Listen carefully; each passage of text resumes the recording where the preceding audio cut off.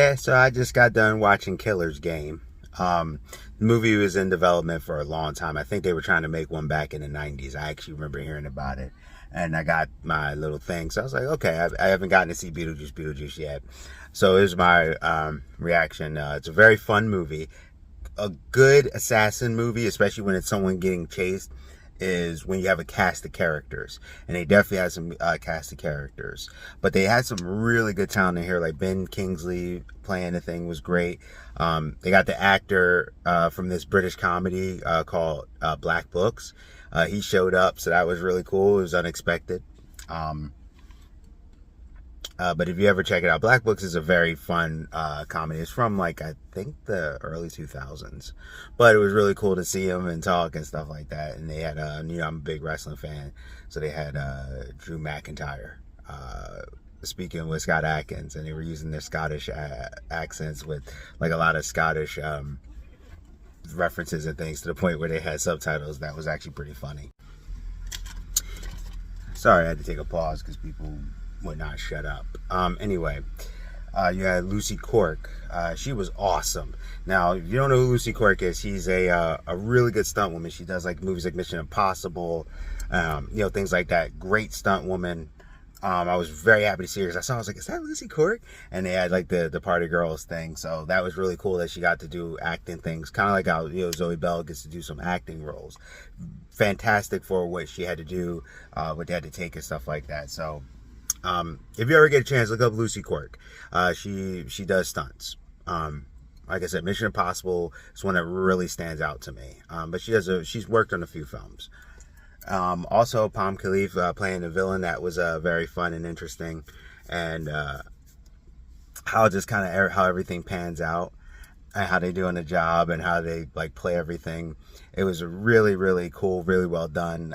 Joe Flood's character, that's Batista's character, was very interesting, and how they built it, and how he was kind of who he was. And they had, like I said, a ton of cast characters. The Goan gang with their cool, they had really cool weapons. They were like a Japanese, or no, they might have been Korean. No, they were Japanese. What's name? Palm Khalifa's character was Korean. But they had like a group, and they had their weapons and how they did their stuff, which was really, really fun. Had some very unique ways of how to bet it. And even though you would get like snippets, there was these other guys that were from all over Europe. So it was like Budapest. There was European people, like from England. There was people from Scotland. There was coming from all different places, and they kind of had rules and how they did it. And Terry Crews' character was the American. He was like Love Bite or something like that. And he was very interesting too. I really liked his character. But what was nice is, in small segments, you got the full characters, which is really hard to do.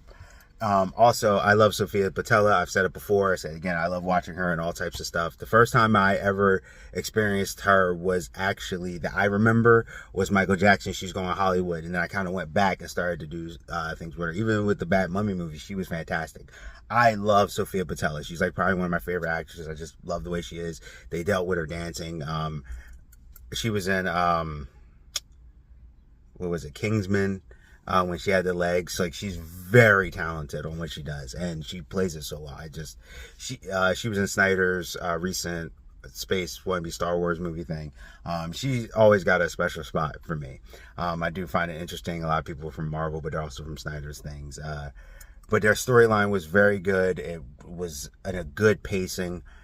You got a lot out of it. It didn't feel like a slow down in a bad way. You got to really learn the characters and everything. And just the way everything panned out, it was fantastic. And the nice part is that where they ended it, it could be a one and done, and you could be okay. Or they could take it and move it forward and say, hey, let's make a series out of it. Either way actually works. And that's what I like about it. Like I said, I thoroughly had a fun time watching this movie. And it was It was a nice, quick little film. You know, if you had your T-Mobile Tuesday or whatever, you know, you get $5. So did that and my popcorn. And just had it was just a good time. Lately, a lot of the action movies, they've had these differences on how they do stuff. I mean, you got like a killer there who's like a dancer. You know what I mean? You had sword fights, knife fights, you had the funny gang. You had you had the guy who was cool. You had the other guy who was like this. You had the crazy Scots dudes, and they're like, yeah, so.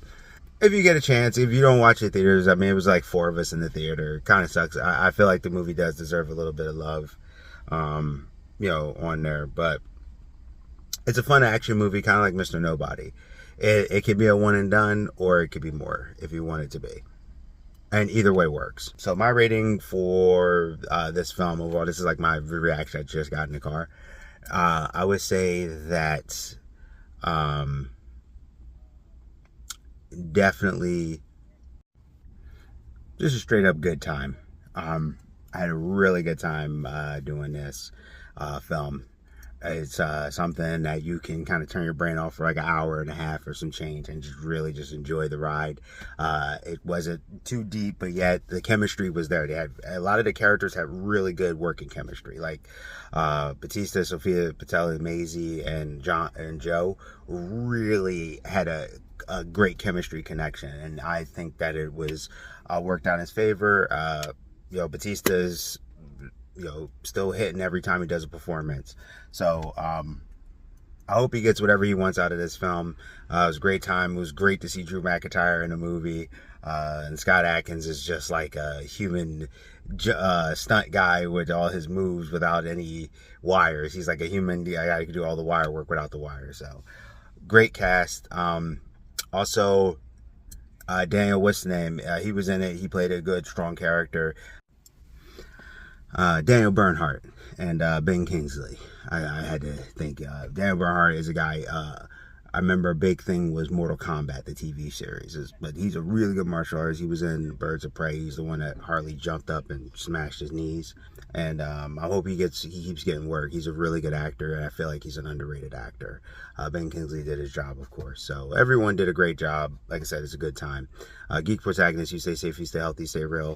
Tell me if you seen the film yourself. Maybe you might have liked it. I'd love to hear it. All right, see ya.